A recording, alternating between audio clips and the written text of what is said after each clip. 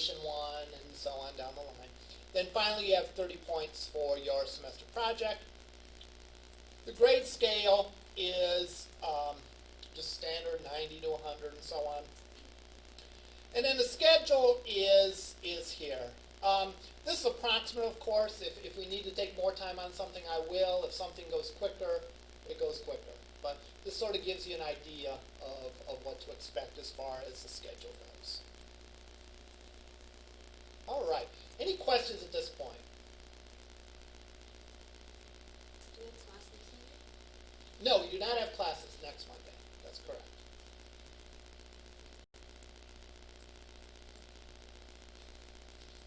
Let's see. All right. So that is a lot of the introductory materials. Oh, a couple more.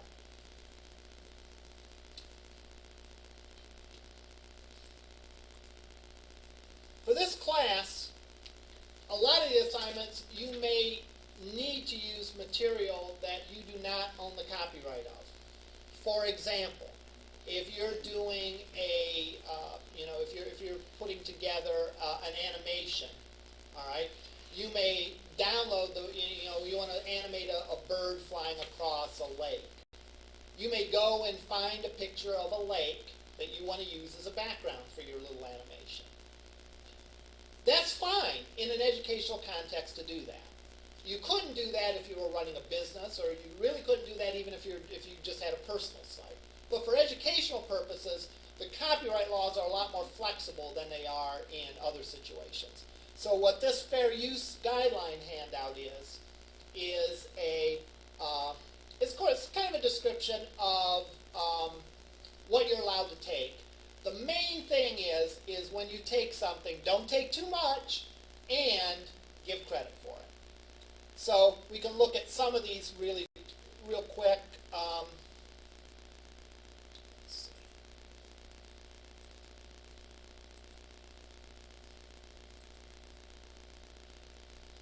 For example, if you're taking music, you can take 10% or up to 30 seconds of music. All right?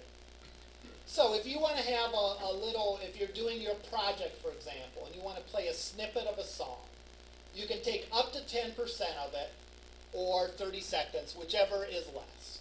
So if you had a 2-minute song, you could take 12 seconds from it. All right?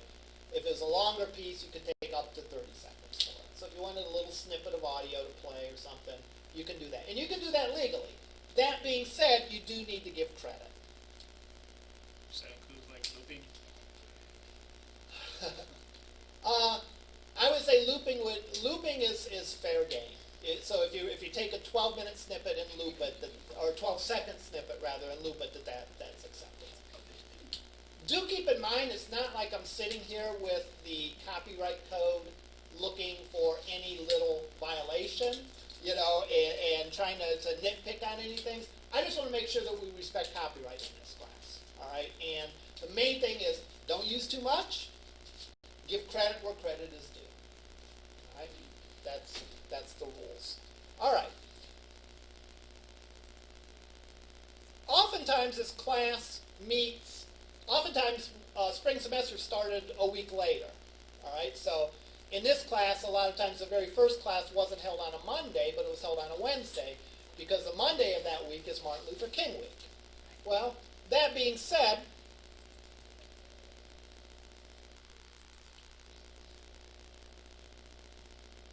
because this class is typically run in spring semester, I always thought a good way to start discussing multimedia would be to look at a couple different ways that we could present information about Martin Luther King.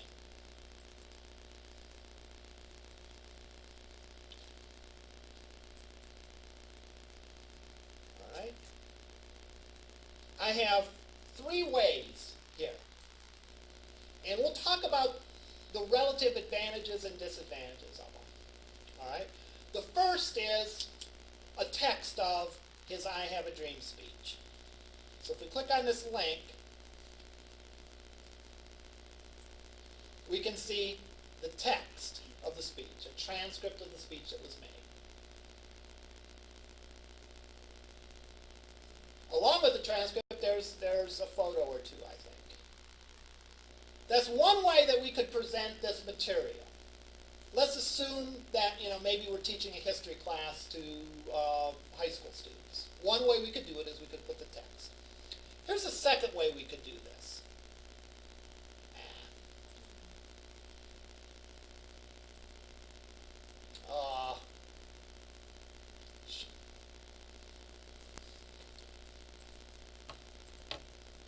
And those are blocked by copyright. Let's see if we can find.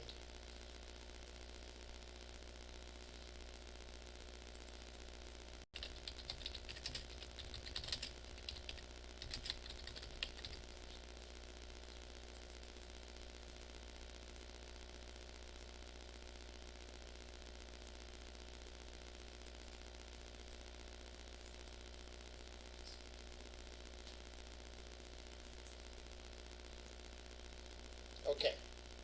One way we could do it. One day, this nation will rise up, live out the true meaning of its creed. We hold these truths to be self-evident, that all men are created equal. I have a dream that one day on the red hills of Georgia, sons of former slaves and the sons of former slave owners will they be able to sit down together at the table of brotherhood. I have a dream. My four little children will one day live in a nation where they will not be judged by the color of their skin, but by the content of their character. I have a dream.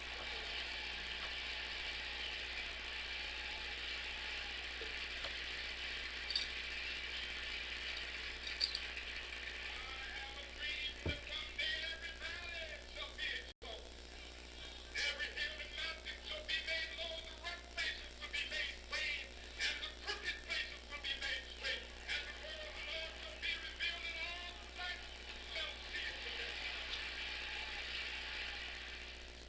Okay. We will keep this dream alive. Exclamation.com. Another way that could be done, that's a little bit different than what we saw, is this is actually a video of the entire speech. All right. In addition, it includes a montage of other things as well. Again, it shows some still images and puts it in context. Let me fast forward a bit here.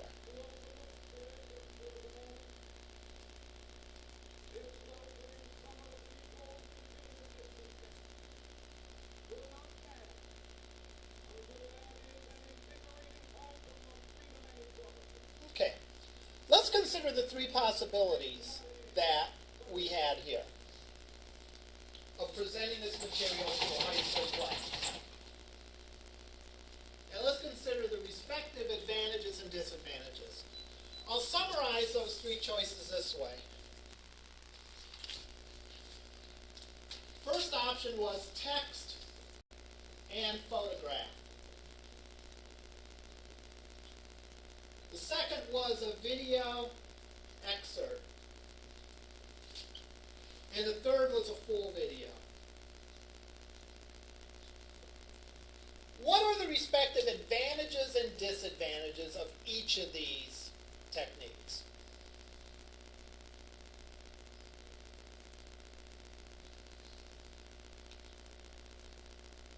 Check my mics on here. Yes. Well, if it's text, if someone is blind, they won't be able to read it, so that's a disadvantage. Okay.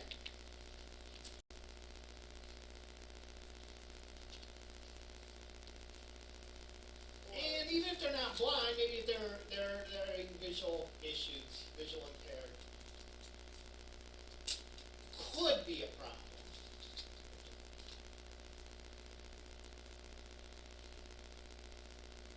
Depending on the technology that person has, they might have screen reader software that will allow them to hear the software read the text to them. So, another advantage or disadvantage.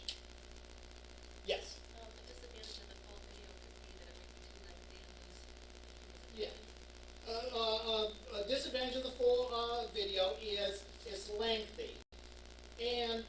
what were the issues with the lengthiness of it? Interest would be one. Depending on the technology used, you probably wouldn't have that issue with a YouTube video. But depending on the other technology that you use, a lengthy one could be a longer download too, if you're talking about downloading something, a document. So maybe a download speed.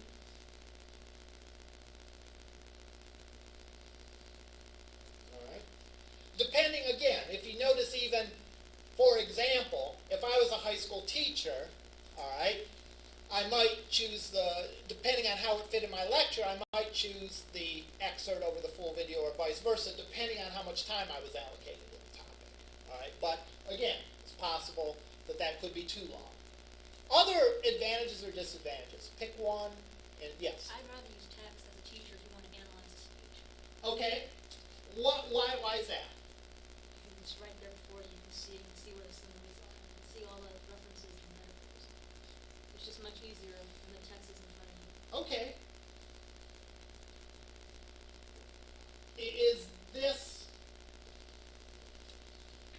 Is that a good way to summarize it? It's easier to analyze. Okay. And you know what? I'm not going to debate one way or another if it is easier or it isn't. At least for one person in this class, they think it is. And therefore, probably for other people, it might be too. Right? Other advantages or disadvantages? Yes? With the video, you get more of the experience. Ah. Actual story. Okay, so for both of these, it is more of a complete experience. I'm writing backwards here. And why is it more of a complete experience? You get more of the visual, Okay. people, the time. Okay, very good.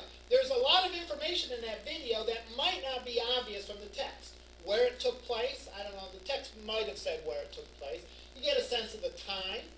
You get a sense of seeing how many people were there. I don't know how many people were there, but it's one thing to see a number that 500,000 people were there. It's another thing to see 500,000 people, right? It makes a big difference in terms of the impact that it makes. So you get more of a complete experience. You hear and you see, all right? So this is multiple sense. And plus, the other thing that you alluded to that I'll mention is that it, what did you say? Subtle additional information.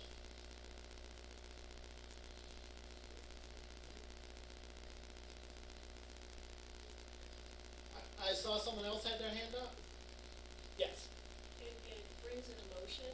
Ah, very good. The video definitely is going to have a high emotional content compared to the text. Same words, right? However, when you hear a great speaker say those words, it makes such a greater impact. The delivery, whatever, makes such a great impact, greater impact than if you simply read the words. The words may be moving when you hear a speaker really saying that, with the crowd applauding, the shots of the crowd, the shots of the speaker, really makes a big emotional impact. All right? And therefore, that would have the advantage over the text.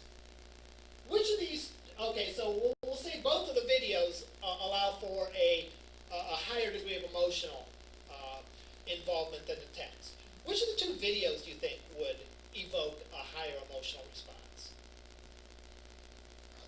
The full video. The full? Okay. Probably depends on how well done it is. Yeah, we didn't watch the full video, so maybe we can't judge. Those of you saying the full video, why is that? This is lengthier and there's different subjects, and so it can have a lot of different emotions. Yeah, a more comprehensive view, that's probably true. Those of you that said the excerpt, why would you say that? You could point to the, show the most. Right. Right. Because what you're doing is you're distilling the experience and you're presenting those moments that are going to have the most impact. All right? If I had to choose which one of those two would be the more emotional, I probably would say the excerpt. Although, again, a good point was raised about the longer one. Insofar as the excerpt was distilled. Selectivity and focusing it. Now, this class is, though, a multimedia class. So, guess what? The good news. We don't have to pick one way to do it, right? It's a multimedia class. We can present the same material several different ways. And by mixing them in the right way, hopefully we do the best job of communicating to the wider range of people. One thing that we did mention, we talked about a blind person maybe having a problem reading the text unless they had assistive technology. A deaf person won't be able to hear the video. All right? So that would be a downside for them. Now, that being said, if we were presenting this, could we put on a web page all three of these? Probably. Would there reach a point, though, where it would become overkill? Yeah, probably as well. In this particular case, 3 elements on a page probably isn't that big of a deal. All right? But if you're talking about having 10 things on a page, then you have people not knowing where to begin, not knowing what to click on first, and so on. If I had to pick 2, I suppose I would probably pick these 2. All right? The text to give the comprehensive view, to allow the person to analyze, study it. And there's one thing about text is you can go and you can read and you can go back and reread. It's a little easier to do that than to go and rewind the video and so on. All right? Couple things here that even relate to educational theory here that are important. First of all, through the use of multimedia, as we've seen in this example, we can appeal to multiple senses. All right? The more senses that you can appeal to, typically it makes things stick better when you're teaching. When you're teaching a kid to do math, right, what do? You have some things. You say, I got 4 markers. I take away 1 marker. How many markers do I have? 3. Or you can tell them, take away 1 marker. How many do you have? All right? You're involving how many senses in that? You're speaking to them. You're showing them the markers. And they're actually physically touching the things. All right? That's a way to help them because you're involving more of the senses. People have different learning styles, and as a general rule, all right, the more of those that you can appeal to, the more effectively you're going to communicate the message. Think of a movie. Have you ever seen, I forget which movie I saw this for, but I've seen clips of a movie before they've done the sound editing, where it's just guys in a room talking. I think it was a sci-fi movie, which is especially good, because they're sitting there with their laser guns and all that going, and nothing's happening. When you see the final results, you hear the and it really puts together, all right? A lot of movies, for example, rely heavily on music to create the theme. They're showing you the visuals. You have the story, maybe the dialogue between the people. And you have the music going on in the backgrounds. All those things, when they're well done, work together to enforce and to effectively set the mood and to communicate what you want to communicate. The other important thing from educational theory relates to the emotional appeal. All right? People remember things that are emotionally charged. If I were to ask you to remember the most vivid thing about your childhood, chances are it's something that's probably emotionally charged. Something very good that happened to you, or maybe something bad that happened to you. All right? Emotional things really stick in your head. All right? Things that that you have an emotional connection to. So, as we've seen here, again, by involving more senses, by involving the audio and all that, it's much more of an emotional experience for the person, and it allows it to be remembered better and have an impact better, and so on. So that's sort of the idea of multimedia. Now, where does the art come in multimedia? The art in multimedia is deciding the proper mix of things to use, right? Because we could have overkill, right? We could have too much going on, you know. One issue that a lot of beginning web designers and multimedia designers have is they think, gee, if one way of presenting this material is good, 2 will be even better. Well, gee, 3 will be better still. 10 will be the best. Oh, no, wait a minute, 15, you know. And they'll go and they'll overkill it, right? So if you have too much going on, you're limiting the person's ability to focus on the stuff that's really important, all right? So you want to balance. You want to present things different ways so that you can appeal to multiple senses and you can appeal to people who have different learning styles and understanding styles. Yet, you don't want to overwhelm people with too much. And really, the point of multimedia design is largely finding the right mix. You have a bunch of tools in your tool belt. You have audio, you have video, you have text, you have images, you have animation. Does that mean you use them all on every project? No. You pick what you think is best for your particular thing, that's going to best illustrate the mood, and then you need the technical ability to go out and actually do it. So we have the design sense of deciding what we're going to do, what tools we're going to use, what elements we're going to use. Then we have the technical capability of then going ahead and doing it. That's really what this class is about, both those things. We'll talk about making effective uses of particular technologies. You know, when are images good? When's it better to use an animation versus a video, for example? I'm not asking that, it's a rhetorical question. We will discuss that in class, but when's it better to have an animation for a video? When is it better to have a still image than a video? When is it better to have text versus audio? You know, there's situations for each of those. So deciding what to do is the first thing, and then having the technical skill to go and actually do it is the other thing. And we'll cover both of these things in this class, and we'll always be looking at any problem that we deal with from both those perspectives. All right, any questions at this point? All right, we'll go down the lab now. My suggestion would be to start reading the material that you have, and look at the first journal entry, which is due a week from today. All right. Usually it takes half hour or so to get the lecture posted, so, you know, if you miss a class and, you know, figure by 3 or 4, it should be available. All right.